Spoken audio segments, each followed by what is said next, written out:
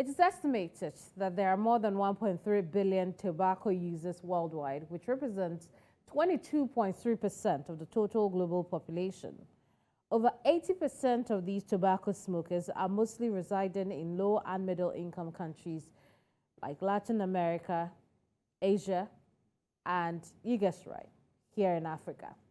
While the focus has so far been in Asia and South America, latest data show tobacco companies are expanding to Africa. Since 2005, there has been a nearly 20% increase in tobacco farming across Africa in countries like Tanzania, Malawi, Mozambique, Nigeria, Kenya, and Zimbabwe, where the tobacco is grown there is known for its flavor. The WHO says that tobacco-related ailments such as cancer, diabetes, heart disease, stroke, lung illnesses, eye disease, and tuberculosis have killed about 8 million people. And each year around the world, 1.2 million out of the figure lose their lives from exposure to secondhand smoke. Take Nigeria. The WHO has estimated that over 30,000 Nigerians die yearly as a result of tobacco-related diseases. The Nigeria Tobacco Control Alliance has also said that 246 men die weekly from tobacco-related illnesses in the country. So why is tobacco cultivation permeating our society despite these dire consequences? That's our focus in the next segment of The Square. Joining me today for this discussion is Dr. Kieran MacLeod. He's medical doctor and founder of Baigwai. He's based in Cape Town, South Africa. Doc, I see you nodding. Did I get that right? You got it perfectly. Absolutely. You're welcome to The Square. It's good to see you. Thank you so much. It's great to be here. Absolutely. I want us to start our conversation, but before then, let's take a look at this report put together here at News Central. Over 1.3 billion people engage in cigarette smoking. From this figure, Nigeria accounts for 14% of adult smokers, a development that has heightened serious concern about the growing addiction in the country. According to reports, the tobacco epidemic is one of the biggest public health threats the world has ever faced, killing more than 8 million people yearly. It is not an accident that the tobacco companies focus most of their advertising today on the poorer parts of the world where the level of education is lower. They want to addict people who don't know the difference. You have more than 5,000, different chemicals from nicotine, tobacco, which you've rightly mentioned. You have cadmium, you have ammonia, which is present here, and they have a lot of deleterious effects on the human body, starting from cancer to lung diseases, increasing the risk of eye diseases, chronic obstructive pulmonary disease as well, can affect your heart, affect your lungs. Think of any disease, okay, that affects the general body, whether in a man or a woman. Smoking is a very, very huge, has a huge contributing factor to it. All forms of tobacco are harmful, and there is no safe level of exposure to tobacco. Cigarette smoking is the most common form of tobacco use worldwide. More than 4,000 chemicals have been identified in tobacco smoke, and there is no safe level of exposure to secondhand tobacco smoke. Secondhand smoking is equally dangerous because you're exposed to the same number of chemicals that I've identified previously. So what you do when you take e-cigarettes is that you are heating up the nicotine, you're heating it up and you're creating aerosols, okay? And then the aerosols goes into your lungs. So it's no different. If you want to stop smoking, you should stop it totally. According to the Center for Study of Economies of Africa, CSEA, research conducted had revealed that 28,876 deaths related to tobacco smoking are recorded annually in Nigeria. The economic costs of tobacco use are substantial and include significant healthcare costs for treating the diseases caused by tobacco use, as well as the lost human capital that results from tobacco attributable morbidity and mortality. A stitch in time, they say, saves 9, and one hopes the relevant stakeholders will continue to raise awareness on the dangers of tobacco use. Bettina Nweli, reporting for News Central. Dr. McLeod is still here with us. Let's start our conversation real quick on this one. Doc, despite, these very dire consequences for tobacco use and even farming, I just learned about that. We'll get into that. But why do you think that people have not been, or governments around the world have not been able to nip this like they have done with other harmful substances? So it's a great question, and I think it's a question that is on the minds of most public health officials, doctors, and healthcare providers around the world. And I think one of the main things I've realized in my journey in the sort of smoking cessation and tobacco control space is that just identifying the fact that smoking is harmful does not change behavior. Putting warning labels on boxes, increasing the prices, it does decrease the number of people who choose to smoke. But if we are really going to tackle the tobacco epidemic that's brewing in Africa, we actually need to try and focus on changing people's behavior. I see. And I want us to look at some of the ways we can do that in a little bit. But I'm just learning, in doing research for the program today, I'm just learning that growing tobacco also has implications for the farmers. And here we are on the continent. Plantations since 2005 have increased by about 20%. Meanwhile, the rest of the world who own the industry have reduced plantations by 15%. First, you tell us how growers are also impacted by tobacco.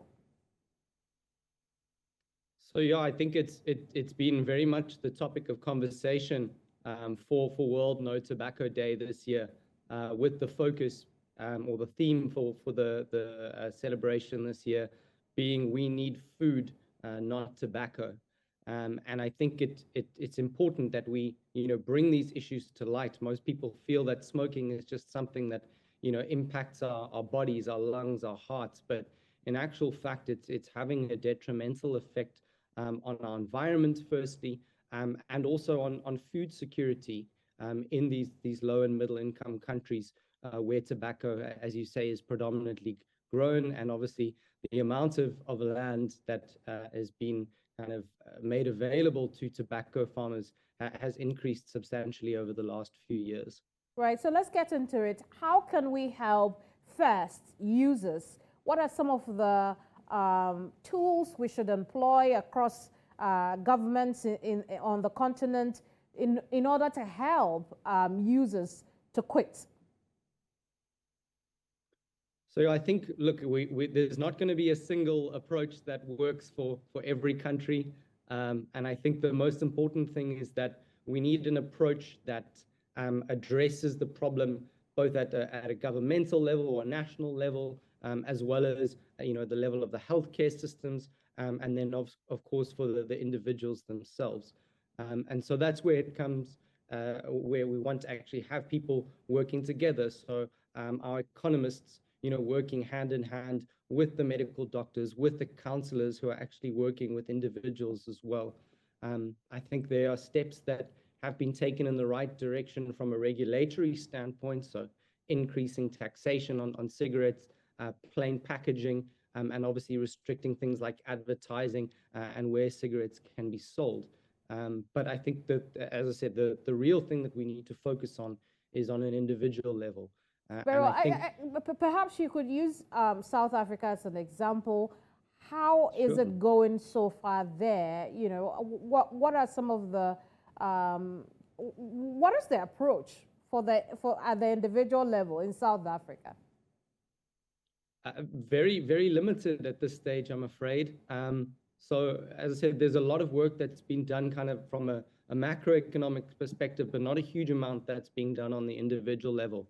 The vast majority of South Africans, probably about 80%, make use of our public healthcare system.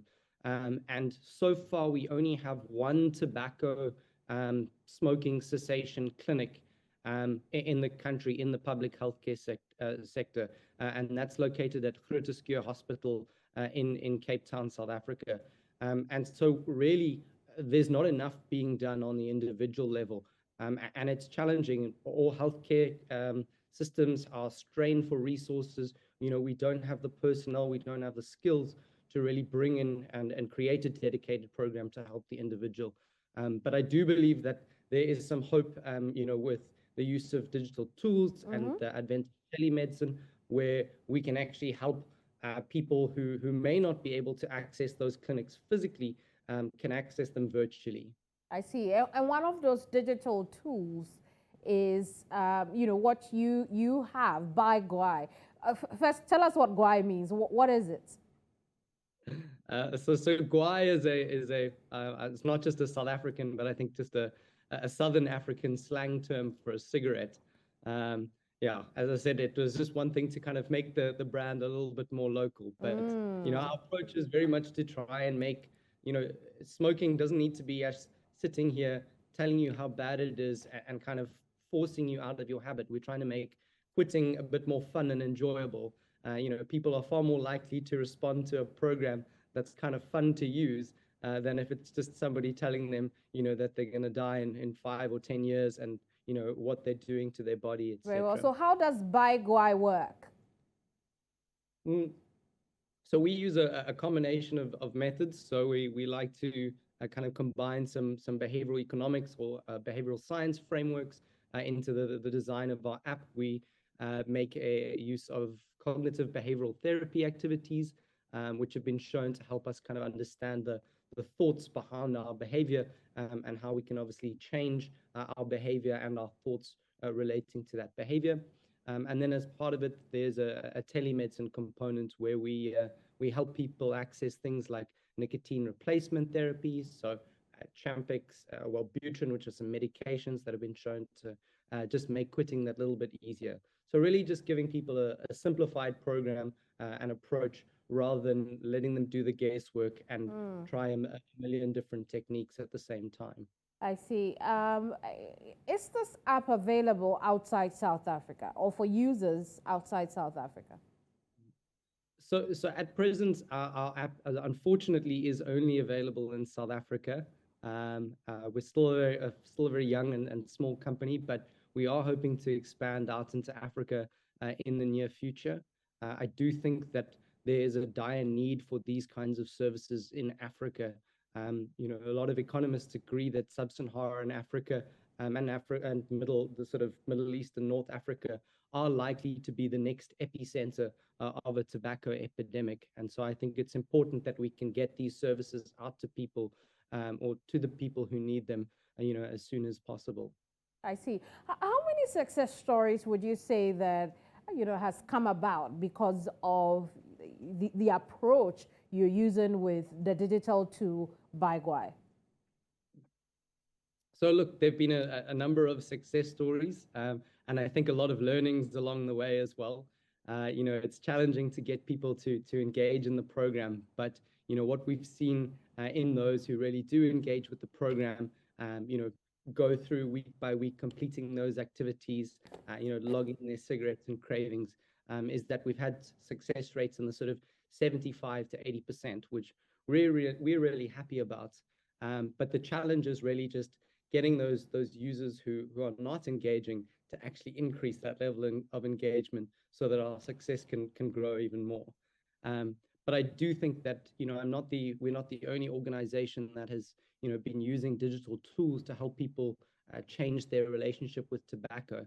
And I think it's going to be an increasing trend to see healthcare organizations making use of digital tools to try and change behavior, such as smoking or drinking or substance use, diet, and other behavioral problems that may be in their population. Absolutely. In what small ways can anyone watching us now, take if they want to quit smoking? So I think probably the first step that they could take would be to really try and understand why they're quitting smoking. Because I think for a lot of people, we quit for different reasons. For some, it's we want to get rid of our addiction to nicotine. For others, it's purely for health reasons. For others, it's financial reasons. And really use that as your driving force behind your quitting efforts. The best kind of motivation comes from within. You need to know why you are trying to make this decision to quit, rather than somebody else, telling you why you should quit. So that would be step one. And then my recommendation to everybody who's wanting to quit, not just smoking, but any habit, is to use a three-step approach, which is, understand, plan, and execute. So, understand your personal relationship with smoking, what it means to you, or in what context or feelings do you smoke. Plan, how are you actually going to go about quitting smoking? Are you going to do mainly behavioral? Are you going to use aids or medications like nicotine replacement therapy, or vaping? Some people feel is a potential way to help curb tobacco smoking. And then finally execute your plan. Say, right, I've got all the information I need. I know what my motivations are. It's time to put the cigarette box down, and start my journey, to a smoke-free life. Finally, I want us to talk about the growers. What can governments across the continent do to ensure that they minimize or turn some of these plantations into something more profitable, or mitigate the impact that nicotine has on the farmers? Yeah. So I think the first step is really just making people aware of the fact that there are other crops out there that can be grown, and other uses for that land that may be more economically viable, or even more profitable than tobacco farming. I think for many years, farmers have seen tobacco as a bit of a cash crop, an easy way to make money. But unfortunately, the reality is that when land is used up for tobacco farming, it's not being used for farming maize or soy or wheat, or any of the kind of staple crops that we need to really, give a country some security in its food supply. And so I really think government needs to come to the party there, and whether it's, subsidizing farmers to help them make the switch from, tobacco to other crops, but obviously just encouraging businesses to work with African farmers who are choosing to farm crops other than tobacco. Very well. Doc, thank you so much for your time and insights on this matter. Brilliant. Thank you so much for having me. It was lovely to chat to you. Same here. Dr. Kieran McLeod is a medical doctor and founder of Baigwai, based in Cape Town, South Africa. Well, if you're in South Africa, there's a digital tool for you to quit smoking. Anywhere around the world, you heard him, the three-step approach is really important. In case you just tune in and miss what that three-step is, we're always on YouTube. It's News Central TV, and I am Kemeni Aman. I'll see you same time Monday here on The Square. Make sure you're part of the gathering. Bye-bye.